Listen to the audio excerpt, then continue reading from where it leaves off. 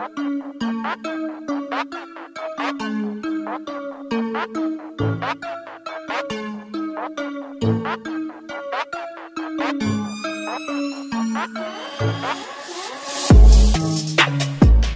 semuanya, kembali lagi ke channel yang seadanya ini. Masih seperti biasa, gue akan ngelanjutin pembahasan novel Tsukiga Michibiku, yaitu di chapter 431 sampai 440.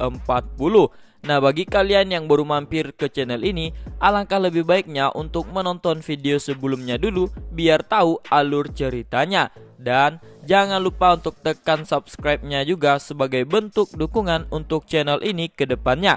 Oke, jangan lama-lama lagi, langsung kita gaskan. Anata, Kuzunoha. Nani yo sono kao? Suki ni omoeba ii sa. Honto jibun ni iake ga sasu.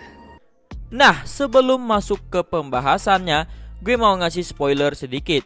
Untuk di chapter-chapter ke depannya, ini masih raw-nya sih. Kalau gue nggak salah baca, nantinya si Tomoki di buff sama Dewi. Jadi skill pesonanya itu makin kuat, sehingga servan Makoto terkena pesonanya juga.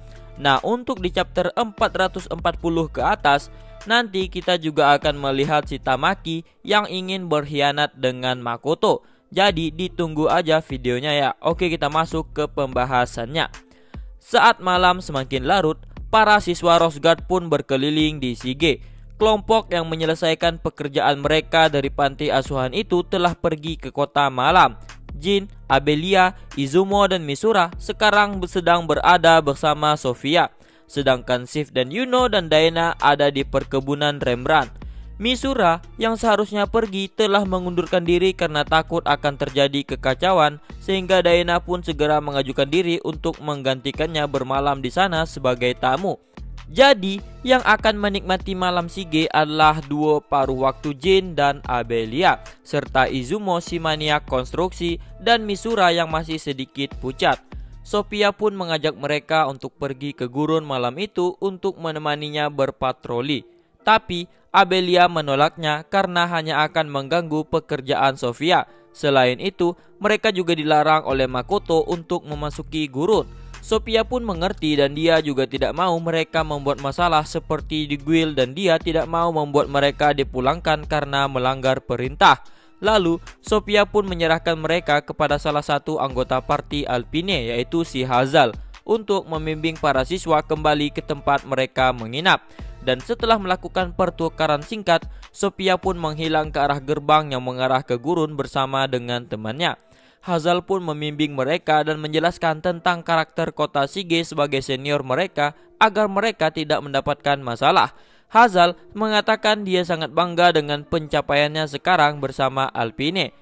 Tapi dia kecewa dengan dirinya di masa lalu saat dia masih menghadiri Akademi Rose Guard. Sekarang dia telah diminta oleh Lime untuk menjaga dan menemani para siswa untuk menghabiskan waktu di sana. Sebelum kembali, Hazal pun mengajak mereka untuk mampir ke toko yang sering dikunjunginya untuk minum, dan mereka semua pun setuju. Dan dengan cara itulah pertemuan yang tidak direncanakan Makoto dan yang lainnya terjadi lagi. Keesokan harinya, Makoto meminta orang terkenal dari Shige, Hazal dari Alpine, datang dan memintanya untuk bertarung dengan para muridnya. Hasilnya, mereka pun dipertontonkan dengan kemampuan Hazal dengan gaya pertempuran petualang berpengalaman setingkat veteran dan memukuli mereka. Setelah bertarung, Hazal pun memuji kemampuan luar biasa para siswa.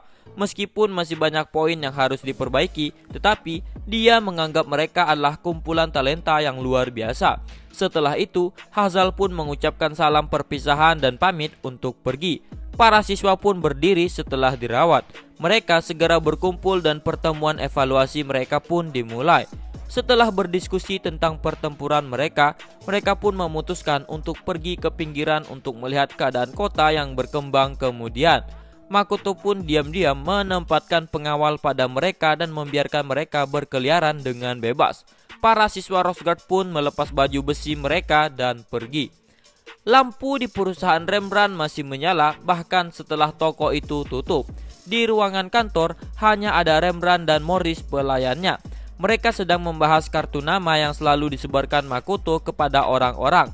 Pada saat Makoto mengusulkan ide tentang kartu nama, Rembrandt hanya menertawakannya karena dia menganggap itu sama saja dengan kartu guild. Namun, sekarang hasilnya sukses besar. Rembrandt dan Morris tidak memikirkan fungsi asli dari kartu nama yang bisa disebar, karena tidak mungkin menyebar kartu guild.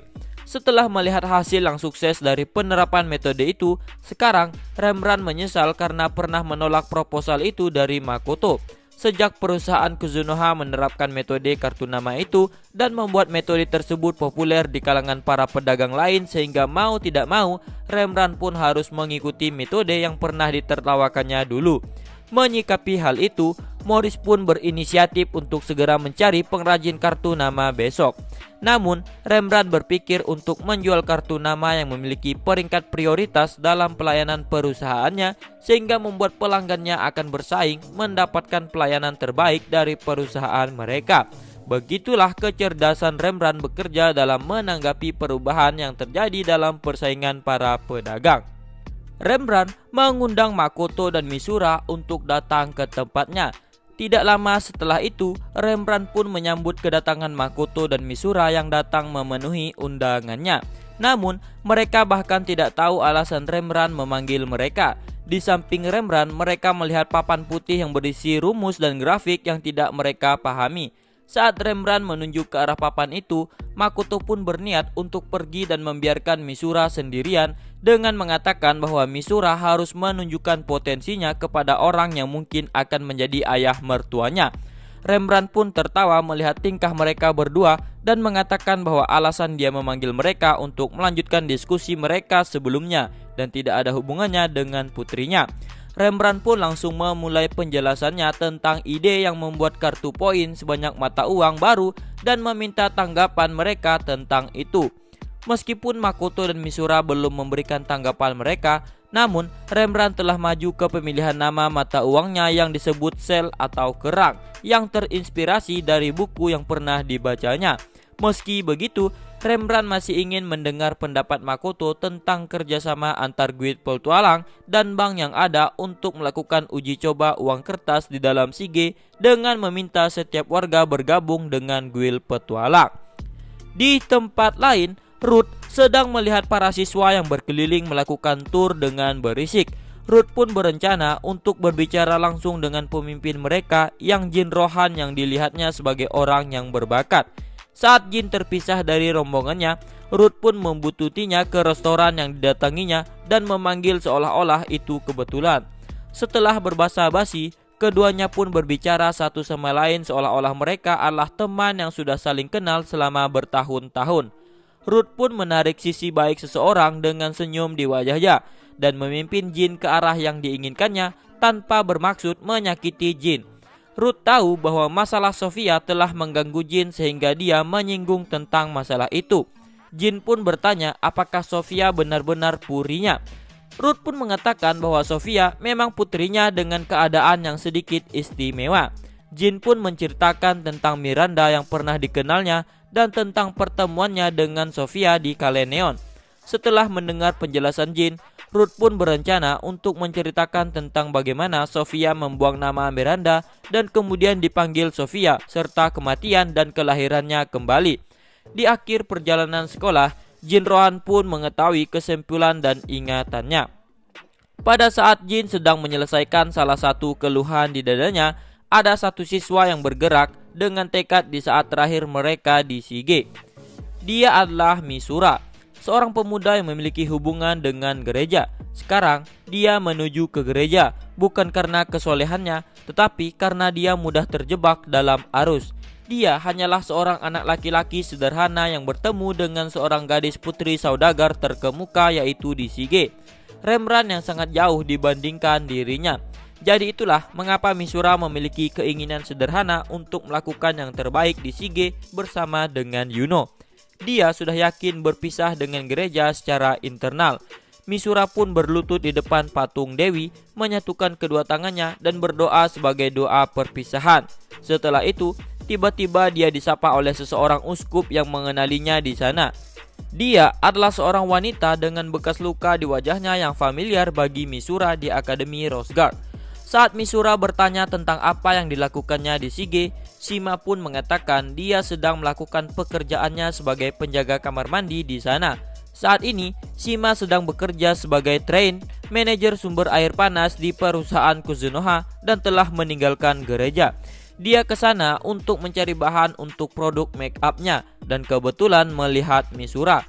Mereka berdua pun meninggalkan gereja dan melanjutkan obrolan mereka sambil berjalan. Shima melihat bahwa Misura sama dengannya, yaitu ingin memisahkan diri dari gereja.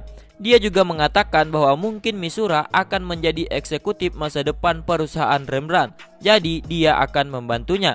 Misura pun telah memutuskan bahwa setelah lulus, dia pasti akan kembali lagi ke Shige dan mencari Shima. Daena sedang berada di distrik yang disebut distrik lampu merah. Ketika dia melihat ke gerbang indah di depannya, di sana ada tulisan selamat datang di Cristania Street, sebuah distrik kehidupan malam yang dibanggakan oleh Shige. Daena pun mengabaikan toko yang memiliki manusia, elf dan kurcaci yang sering dilihatnya. Dia ingin menikmati sesuatu yang tidak bisa dia nikmati dimanapun kecuali di sana. Daena adalah seorang pelajar dan pria yang sudah menikah. Meskipun dia sudah memiliki istri, tidak ada aturan yang tidak mengizinkan bermain-main dengan wanita lain. Itu artinya selama tidak ketahuan maka itu tidak masalah. Dia pun melangkah ke sebuah divisi di mana ada banyak toko demi-human dengan ras yang cukup langka. Seseorang wanita cantik yang mengenalnya pun menyapanya. Saat ditanya siapa dirinya, dia memperkenalkan dirinya sebagai Jona. Jona adalah orang yang memegang kekuasaan daerah itu. Karena Jona menilai Daena adalah pria yang baik, jadi dia pun mengundang Daena ke tempatnya agar lebih aman dari rayuan sihir wanita-wanita demi human. Sambil berjalan, Jona menjelaskan kepada Daena tentang daerah itu agar dia lebih waspada dengan mantra-mantra sihir yang mungkin akan menyebabnya. Setelah mendengarkan penjelasan dari Jona, Daena pun meminta izin kepada Jona untuk menikmati tokonya yang dikatakannya mampu memberikan pengalaman terbaik dalam hubungan dengan perusahaan Rembrandt dan membiarkannya bermain-main dengan gadis sukubus dan nightmare tanpa mantra. Kemudian, Jona pun menawarkan gadis Gorgon, tapi Daena menolaknya karena dia memiliki pengalaman buruk dan dipukuli oleh gadis Gorgon di akademi. Sementara mereka membicarakan hal itu, mereka pun tiba di sebuah bangunan yang mewah yang merupakan toko Jona. Daena pun baru pulang di pagi harinya, di hari terakhir perjalanan sekolahnya setelah merasakan malam terbaik yang tidak bisa dia gambarkan dengan kata-kata. Anjir ngakak, aduh Daena. Izumo pun telah kembali ke panti asuhan Waits saat malam tiba, dan dia mulai menikmati suasana panti asuhan Waits yang merupakan tujuan awalnya. Bagi Izumo, itu adalah tempat nomor 1 yang ingin dia tinggali. Izumo pun sangat mengagumi konstruksi yang ada dibangun di sana, mulai dari mekanisme pertahanan yang menggunakan pohon kekuatan sihir yang mampu melindungi bangunan itu dari gempa dan serangan langsung sihir ritual, hingga menikmati sensasi dinding yang terbuat dari lumpur yang ditransmisikannya ke tangannya. Dan yang terakhir adalah lift. Izumo pun masuk ke dalam dan mengaktifkan lift yang naik dan turun dengan menggunakan kekuatan sihirnya sendiri. Saat dia sedang menikmati liftnya, tiba-tiba panggilan singkat pun datang dari belakangnya yang membuat dia terkejut. Izumo pun melihat sekelilingnya karena seharusnya tidak ada orang lain selain dia di ruangan yang sempit itu. Saat dia mengarahkan pandangannya ke bawah, dia pun melihat orang kecil yang dia kenal ada di sana. Dia adalah Eris, gadis Forest Oni kulit coklat itu telah membuat laporan dari anak-anak bahwa Izumo telah mengambil alih lift mereka. Eris pun tidak menyembunyikan ketidaksenangannya dan mengarahkan tongkat pendeknya ke Izumo. Lalu, Izumo pun bertanya bagaimana dia bisa sampai di sana. Eris pun menjawabnya dengan teleportasi. Kemudian Eris pun segera menyuruh Izumo untuk turun dengan mengancamnya akan melaporkannya kepada naga superior Gron. Setelah mendengar nama orang yang melatihnya dengan sangat keras di gurun itu, Izumo pun segera turun. Lalu, Izumo mengungkapkan kekagumannya pada orang-orang terampil yang mampu merancang dan membuat perhitungan cetak biru dari konstruksi yang luar biasa itu kepada Eris. Eris pun mengatakan bahwa siapapun bisa melakukannya. Bahkan itu dibangun oleh orang-orang yang berspesialisasi di pertempuran dan bukan ahli konstruksi, yang artinya semua itu dapat dipelajari. Mendengar penjelasan Eris, mata Izumo pun terbuka lebar. Izumo merasa bahwa dia telah diajari sesuatu yang penting di sana. Kemudian, Eris pun meminta Izumo untuk membelikannya sesuatu sebagai tanda permintaan maaf kepadanya. Mereka pun pergi ke toko favorit Eris dan juga membeli minuman untuk anak-anak panti asuhan yang mengubah mata uang cadangan Izumo menjadi 0. Meski begitu, Izumo adalah orang yang meninggalkan kesan terbaik di antara kelompok perjalanan sekolah dari Akademi Rose Guard dan akan menjadi nilai tambah yang besar baginya di masa depan. Kita akan berpindah lagi ke Sif. Sif pun melihat adik perempuannya dari belakang sambil dia duduk. Yuno sendiri akan pergi berkeliling untuk memeriksa tempat-tempat mode terbaru di Shige. Ates adalah orang yang ditugaskan untuk membimbing mereka karena dia berasal dari daerah tersebut. Dia adalah seorang wanita tangguh yang merupakan resepsionis dari guild petualang dan juga seorang idola. Setelah saling menyapa, mereka pun membahas tentang cabang pekerjaan baru yang digeluti oleh Ates. Setelah itu, pembicaraan mereka pun mulai mengarah ke arah percintaan. Sif tahu bagaimana jatuh cintanya Abelia kepada Shiki dan Yuno yang selalu dalam mode jatuh cinta, sehingga dia bertanya kepada Ates seperti apa pacarnya. Ates pun menjawab tidak ada. Alasannya karena dia tidak punya waktu untuk cinta karena pekerjaannya. Ates pun membalas bertanya kepada Sif tentang hal itu. Sif pun menjawab bahwa yang nomor 1 adalah Makoto. Mendengar itu, Ates pun membuka matanya lebar-lebar dan bertanya kembali kepada Sif. Sif mengatakan bahwa itu juga berlaku untuk Yuno yang jatuh cinta dengan Misura. Jika senseinya melamarnya, Yuno pasti akan menolak Misura dan menikahi Makoto. Karena bagi keluarga Remran, Makoto itu seperti peri keberuntungan yang tidak bisa dibandingkan dengan keterikatan samar atau cinta pertama. Pada saat pembicaraan gadis itu mulai menjadi hidup, Yuno yang telah pergi sejak awal pun telah kembali. Yuno langsung mengatakan bahwa dia telah memecahkan misteri mengapa kulit ibunya sangat bagus. Itu semua karena fasilitas pemeliharaan kesehatan perusahaan Kuzunoha. Setelah mengetahui hal itu, gadis-gadis itu pun berlari keluar dari toko dengan Yuno yang memimpin. Tempat yang mereka tuju adalah pemandian air panas. Hari kepulangan mereka pun tiba. Makoto melambaikan tangan sambil melihat para siswanya menuju ke Golden Highway. Meski mereka bisa kembali dengan teleportasi, tapi para siswa memilih berjalan untuk merasakan luasnya dunia sampai ke kota berikutnya. Shiki pun meminta izin kepada Makoto untuk kembali lebih awal ke Rose Guard untuk memeriksa toko dan akan menyambut para siswa di sana. Makoto pun menyetujuinya.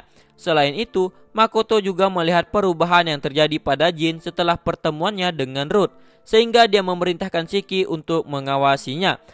Pada saat itu, tiba-tiba Makoto, Shiki, dan Lime mengarahkan pandangan mereka ke tempat yang sama.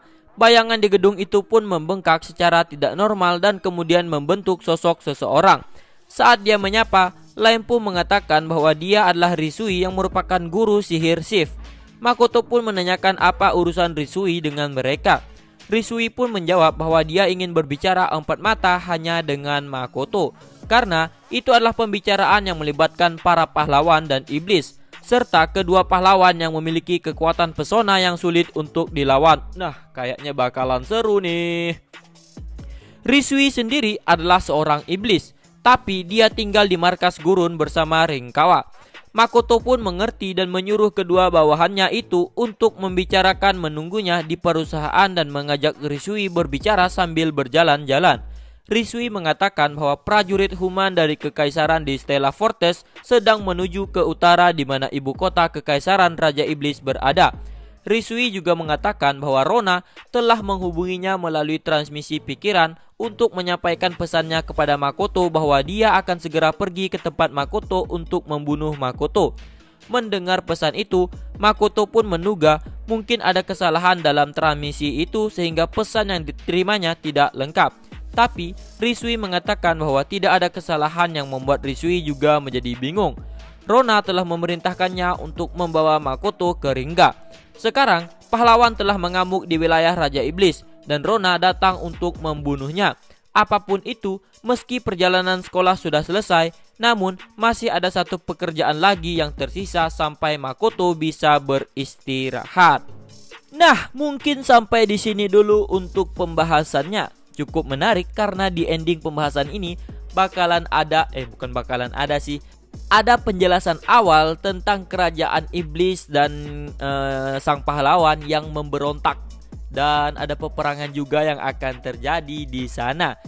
Nah, di sini mungkin Makoto akan terlibat ke pertempuran itu. Jadi ditunggu aja di chapter selanjutnya. Dan seperti yang gue bilang di awal, di chapter 440 ke atas nanti kita akan melihat sisi Tamaki yang ingin berkhianat kepada Makoto. Ini bukan langsung berkhianat ya, cuman niat kalau nggak salah. Tapi kita nantikan aja. Dan si Tomoki juga membuat Makoto kewalahan nantinya. Nah, bagaimana itu? Pahlawan makin menggila nih. Ayo. Dah, sampai di sini dulu untuk pembahasannya kali ini. Sampai jumpa di video selanjutnya. See you.